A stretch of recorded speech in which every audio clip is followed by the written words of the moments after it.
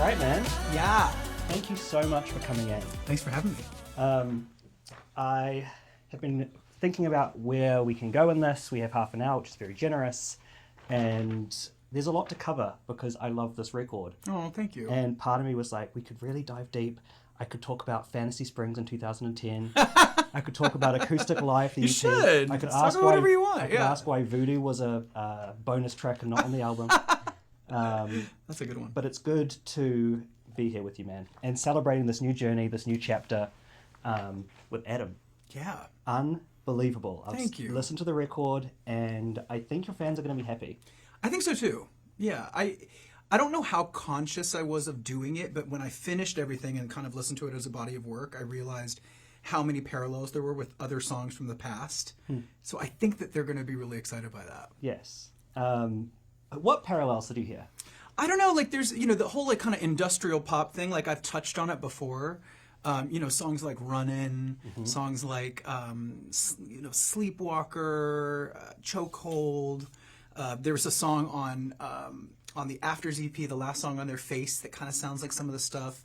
That darker kind of heavier sound. I've definitely played with it before. Yeah, some of it sounded like a return to form. Yeah. And a lot of it sounded completely new and completely fresh and something that we haven't heard from you before. So I think it's a nice mix. A good mix. Yeah, I hope it feels that way. Yeah, it feels like it to me. But we'll get into the album shortly. But I want to take you to the beginning and tell you my Adam journey. Well, we talked wasn't it Down Under? It was Down Under. Yeah.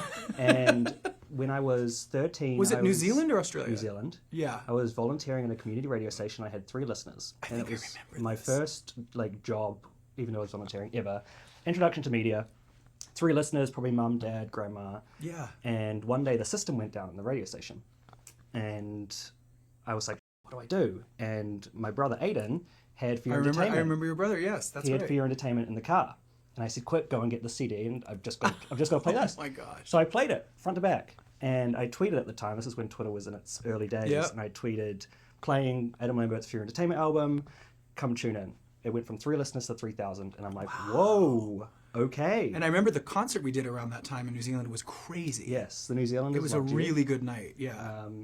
So that then became a weekly thing, and we tapped into the fan base. It was the Adam Lambert Hour. We did it every week, and it was a nice little community for your fans. Yeah. But then I got offered a job at iHeartRadio, and then I started my career. So Yeah. thank you for somehow, with the music, Yeah, and your fan indirectly. base, Yes, indirectly, thank you. I'm glad that playing a role in the journey. glad you chose my album to play. It was a Yeah. good album. It's a solid album. It was, yeah.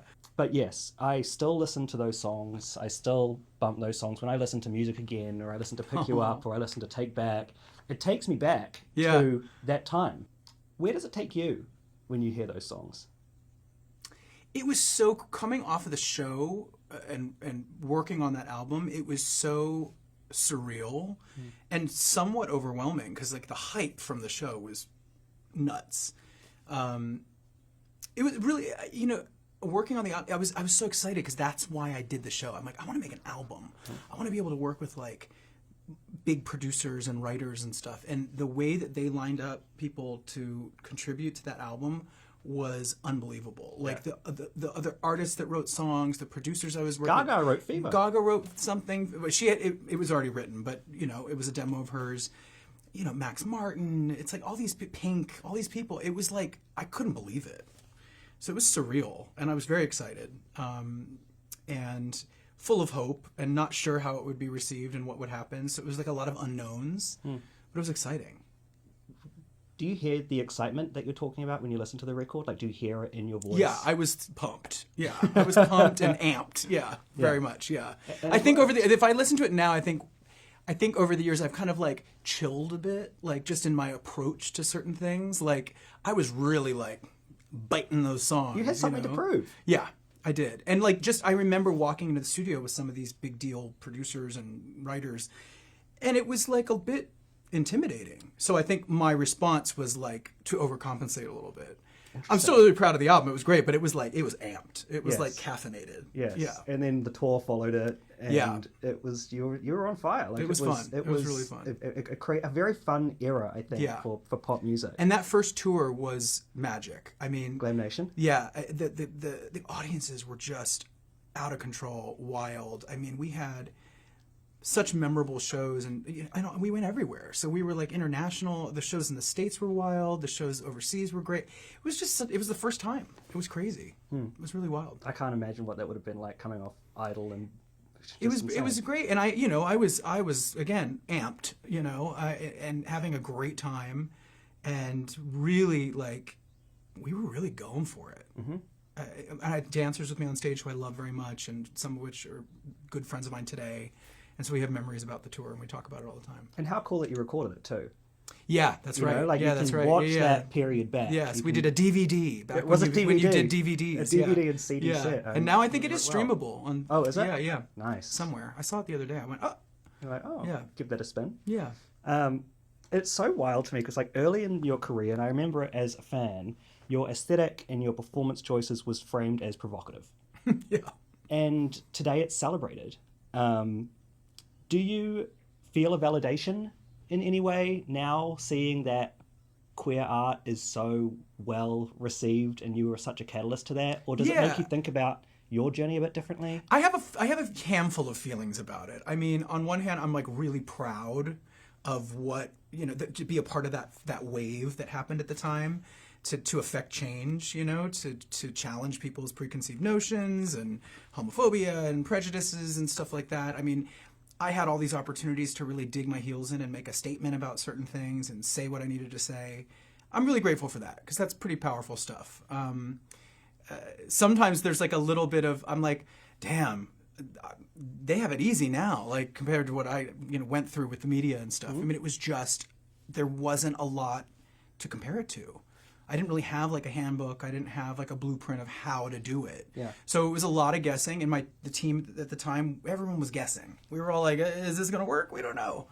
Mm-hmm. So a lot of trial and error, and moments where I went, "Well, maybe I could have done that differently," but there was also such victory around it because it was new. Mm-hmm. So it felt like I was doing something different. I was making a change. I was making history in a way. Yeah. Does it piss you off though?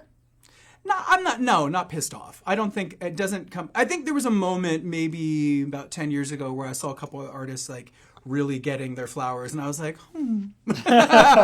Where was that? Yeah, but I feel like overall it's like there's room for everybody. Yes. I never really felt like I was in competition. But everyone compares themselves. That's what they say, compare and despair. Of course, I've gone through my fair share of comparing and despairing. But what's so exciting about now is that like it's full circle. I feel like, what do they say? Like every 7 years or so is like a new cycle. Yes. So it's been like 2 7-year cycles really since I did all this stuff. I feel like I'm really settled in where I'm at right now. I feel clear. I feel like I have less to prove, both to myself and to fans and the public. I feel like I'm sitting within my own power in like a healthy way. And that took a while to figure out. What did you put it down to at the time? Like why there was so much discussion about what you wore and how you performed? I think it was just new, for the mainstream public. I mean, new and then not new. I mean, it was so funny because like, I always said in the beginning, I'm like, wait a minute, so-and-so did it. In the 70s, there was the whole glam rock thing. So that's why... In the 80s, there was a whole glam thing. It didn't seem new at the time. It didn't seem new to me either, but I think in that time period, in the 2000s, the only thing you could really compare it to were like these pop punk groups, like Fall Out Boy or Panic at the Disco. Like there was that going on, but I guess because I came out publicly, it put me into a different lane somehow. Even though I was kind of in a similar trend, I guess, with like hair and clothes and makeup and stuff like that. I think putting a sexuality behind it changed the perception of it maybe for people. So interesting. I think we're wiser now as a public. I think there's been so much representation and visibility in the arts and in pop culture now. We have a lot more diversity within our own community that's out on display and that people can understand better. Now it's different, but was that 17 years ago? Yeah, that's wild. I mean, it was different. Does it feel like 17 years? I can't decide if it does. Sometimes, but sometimes it doesn't. I don't know. It's a mixed bag. Sometimes I go, wow, that feels like another life. It really does. It feels like I was very different back then. I was a different person. We all were. Yeah. We were all so young. But then in some ways I'm like, it's really kind of flown by. Yes, but I'll tell you what kind of does make it feel like 17 years is when you look at the musical output, because there's been a lot. There's been so many records. I think this is your 6th studio album? Yeah, 6 full length, yeah. You've done theatre, you've done side quests, you've done so many different things. And to be honest, that's my favorite thing about this career at this point, is that to just keep doing the same thing, one thing over and over again, I think I would get bored of that because I'm such a creature of novelty. So I really love that I get all these sort of like adventures that I get to go on, Yes. in the creative space. That I live for that. And I do feel that like each project I take on kind of builds and informs the next thing I do. So it all kind of adds. Yes. So then I'm kind of skipping ahead here to the album, but since you said that, how did, doing Broadway and then doing, the Hollywood Bowl shows, Jesus Christ Superstar, play into kind of where we are with this record? Because I saw a quote where you said you didn't want to be as theatrical this time around, but then coming out of the most theatrical thing you possibly could have done. I don't know if it really has a direct impact on the songs and the sound of the album, but I think just on a personal level, I think doing Cabaret on Broadway was like going back to musical theater and playing a role kind of brought me back to a younger version of myself. Huh. I hadn't done a real musical since before Idol.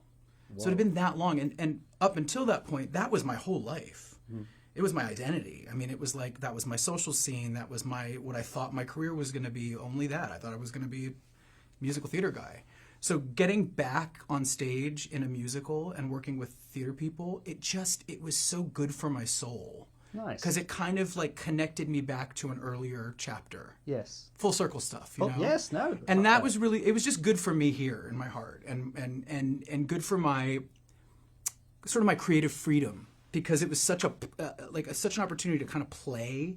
A lot of what Cabaret was improv in the beginning. It just felt like I was like flexing a muscle I hadn't flexed in a while. Must have felt good. Yeah, it felt great. And then Jesus Christ Superstar was the same thing. It was, obviously a bit more dramatic, a bit darker. Second act of Cabaret is pretty dark. So, yeah, it seems to be a running theme. But, and maybe that's it too, is tapping into a darkness in this day and age where there's so much darkness in the world, and getting to make and perform art that sort of reflects that, like a lot of those themes and those issues. That felt good. It felt good to step into it and not be scared of going there, because I think for so long in my career, even in like the public relations part of it, I think in the beginning I was very much, sort of in the idol pageant mode and always saying the right thing and always trying to be likable and not ruffle any feathers. And then, things would happen that would ruffle feathers. So and you're not ruffling any feathers? Well, I feel like I didn't really realize I was doing it. It was never like my intent to piss people off. Well, no. And then after the fact, I was like, well, I'm going to stand by it because, I wasn't wrong. Mm-hmm. But anyway, going into that place of performing and embracing some darker emotions and themes, I think that opened a door for me to do that on this album. Interesting, okay. Yeah. It made me realize how cathartic it is for me, the artist, and for an audience to go there. You can kind of go one of two different ways right now in music. You can either create stuff to help people escape all the darkness, which is really important, or you lean into it and you hold up a mirror and you sing about it and you write about it. They're both important, and they're both kind of forms of medicine. Yeah, well said. You were talking about theatre. You want to know something really crazy? And this is so wild considering we're on two different sides of the world. My drama mentor was Alex Urban. What? Yeah. Wait, what? I think I remember there was a connection there. He came to New Zealand for a good chunk of time. I remember he did that, yeah. And he cast me as Michael in Peter Pan in like 2005. Oh my God. Isn't that wild? That's a small world. That's a very small world. Like a double small world. Yes. Wow. Crazy. Wow. I wonder why he chose New Zealand. That's so random. I remember him going down there. I mean, New Zealand's kind of amazing. It's the best place. Most amazing, beautiful place. Did you get to see much of it, or much of the world, when you would go on tour? I think over the years, if I've come to a place like more than once, now it's kind of cumulative. Like I've gotten to spend some free time in Auckland, for example, and really enjoyed that. Sometimes no. Sometimes you're just in and out and you don't really get it. I mean, I was just in Paris doing a music video. I like was there, I did the music video, I slept, I went to dinner, and I went home. You know, it's like I didn't really get to like do Paris. So you know, you kind of make your peace with it. What were those trips like then? Because I remember you coming to New Zealand like 2012 for Trespassing promo, and you'd spend a day, and you'd go to probably 15 different radio stations or what was that like? Like, is that just like a machine? I like talking. Right. I like talking with people. It's really not. It's a natural thing for me. I like making conversation. So once you realize that's all it really is, it's not that bad. Yeah. You know, you do get a little like zapped. I think when you're doing the whole day. But and also over the years you kind of learn how to ride that wave. You know, and I'm excited because I haven't done it in a minute. Okay. And I'm like, yeah, here we go. We're doing an album again. Yeah. Time to promote it, and I'm excited. Yeah. It's great when you really, really, really love the project that you created. Good. And I've loved all my albums, of course, but I think there's been various degrees of how much sort of creative control I've had, depending on the project. I think with this one, this is an independent release. I'm basically putting it out on my own label, so to speak, and I got to sort of be completely in the driver's seat on this one. I hired an A&R to help me put it together. I hired an executive producer. I'm, funding all of the stuff around it. And it's a labor of love, And thank God I spent a while on the road with Queen to pay for that. Right. That's done very. But that feels good too. I feel really good about saying, okay, I want to reinvest in my career. Like that's business. That's good business. Is that what you're kind of thinking of it as? Like that's how I think of it. Yeah, it's also, like, I want to get out there and do a solo tour again. And you need new music to do that so that it's fresh. So I'm excited to get this on stage. I was so excited to see that this was your own release. Mm-hmm. And, as you say, the stuff that you did with the labels was great. But this is really exciting because, as you say, it allows you to be the ringleader. You can call the shots. How exciting was that for you? It was great. I mean, it was great. Best thing ever? It's tricky because I've worked with amazing people. I mean, I've gotten a chance to work with incredible producers, incredible people at labels, but it's just always a compromise. You know what I mean? And I just think when you are in sort of like the big label system, there's a lot of focus on capitalism and the commerce of it. Not to say that I'm not trying to, sell an album, but there's a lot of politics and things that come into play with every decision. Mm-hmm. And sometimes there's fear. Sometimes people, say, oh, you don't want to do that because they're afraid of what people will think. They're afraid they might turn somebody off. I am so excited to report that on this project, we operated from a place of positivity and being proactive. If anything came up that was like a fear-based reaction, myself and the team would be like, we're not operating from fear. Nice. Okay. We're operating from like positivity. We're like going to do it because we like it, because it's good. It feels like that. The record does feel like that. Then without all the power players at play, were you all like, oh, I hope I'm making the right decision. Oh, is this the right song? Is this the right this? Is that the right... I'm neurotic. I definitely, especially like when, you get to the end and you're looking at the songs and trying to pick which ones are where and the sequence and if this one's going to go on the album or not. Yeah, I made myself a little crazy at the end. Mm-hmm. But I think in the creation of the songs themselves, in the writing process, it felt very free. Yeah. It felt very much like, I'm going to write about this today, okay. Well, the lyrics are strong in this record too. Sonically it's brilliant, your voice sounds great, and the lyrics are superb and come from a really honest place. I got to write with some incredible songwriters. I mean, like a really good group of people, this one. Really talented. How did you know then, like... Is there like an instinctual feeling that you get when it's like, oh, this song is going to be on the album? Because I'm sure there are lots that don't make it. How do you know that, like, this is going to make the cut? Well, it's a mix of things. I mean, it's kind of like the test of time kind of helps. I mean, the day of a good song, you're, like, excited. Like, you're through the roof. It's like you're high on it. Mm-hmm. And then the thing to kind of check is, like, coming back to it with fresh ears a little later and, like, do you still like it? Is it still good? And also, like, playing it for friends. Because, you lose objectivity when you're, like, deep in something and you're creating all the details. Yeah. But zooming out via somebody else listening to it and, like, kind of gauging their reaction to it is a very educational thing as well. Yes. And I played this album for, like, a lot of friends to get people's, like, honest reactions. And it helped a lot. It was almost like a market research in a way. It's good market. It does the job. Yeah. And the people that you played it to, I'm sure the people that you trust the most, so you listen to what they have to say. Yeah, and it was like, you know what? It wasn't a room full of people that I don't know that are worried about numbers and business. It was like friends and music lovers. Yeah. So they weren't thinking about the politics or the commerce of it. They're thinking about, do I like the song or not? I've always wondered what it would feel like to be an artist and sit in a room of executives and be like, I'm going to play you my album for the first time. It's tricky because it's exciting playing it for anybody, but sometimes it can be like, you know, there's a lot of like, oh, this is great. And they're actually like kind of BSing you because it's their job. Do you feel like that? That's happened at times, yeah. And then there's other times where it's like you actually are lined up and it's great. So I've had like both experiences for sure. Which record were you most nervous to play to them? Trespassing was hard because it was like some of the songs that were being worked on were the label's idea. And then I was kind of off with a couple other producers kind of driving my own songs that I liked. And then we kind of had to come together and go, okay, what's the album? And there was a bit of like a disconnect when it came down to like putting it all together. And I think we made good choices and we picked the right ones and we sequenced it in a way that kind of made sense. But it was almost like two different projects in a weird way. I could probably figure out which songs were the Adam songs and then which songs were. But again, I think it's a strong album. I love that album. This was part of the learning process. And like that's why I'm so grateful to be here now is like I feel like I've done all these different versions of how to put an album out, how to write an album. I've learned a lot. I learned like what works, what doesn't work, who doesn't work, what I need to like be clear. I've learned a lot.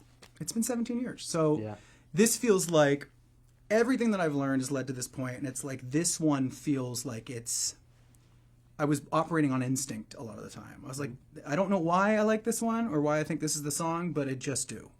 This record is solid like front to back. Thanks. You've called this record a little rebirth. Yeah.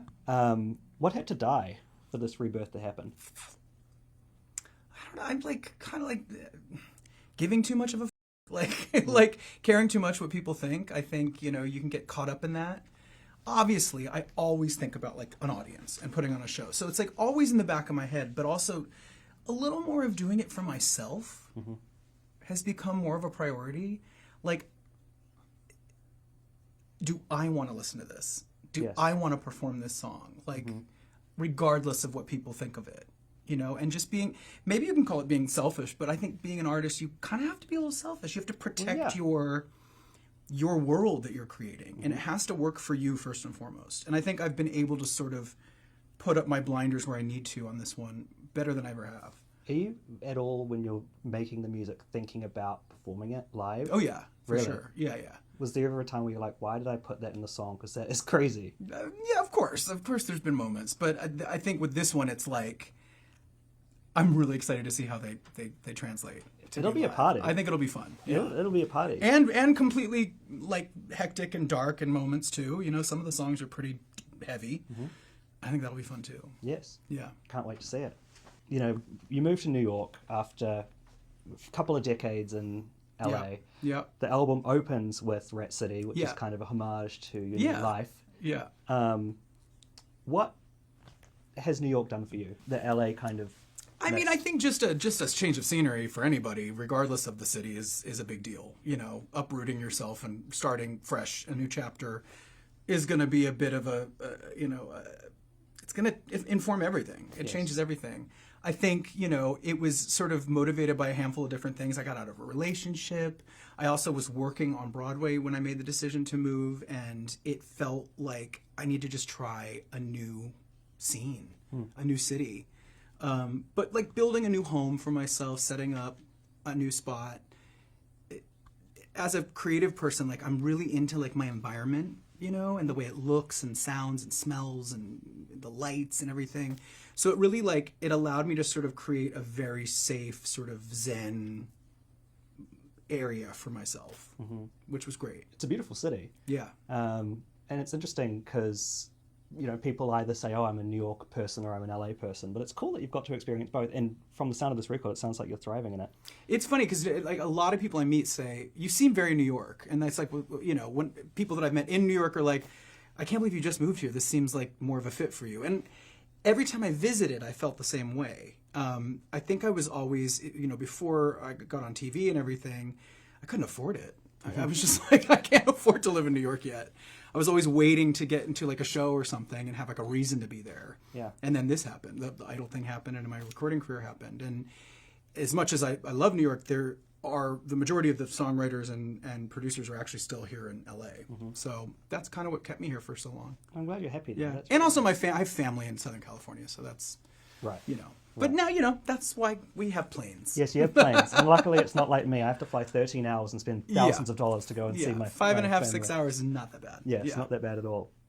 Obviously, you led it with this record with Eat You Alive, which you don't hold back on. You tell people what you want. How has your relationship and I guess your comfort with expressing these desires in music changed? Well, that's the thing. I think in the beginning, I was kind of like, after the first single and like the scandal that I had and being sort of more overt and creating controversy, it was almost like it kind of like it neutered me in a way. Like I felt like I had to hold back and edit myself and soften the edges and, you know, be more palatable.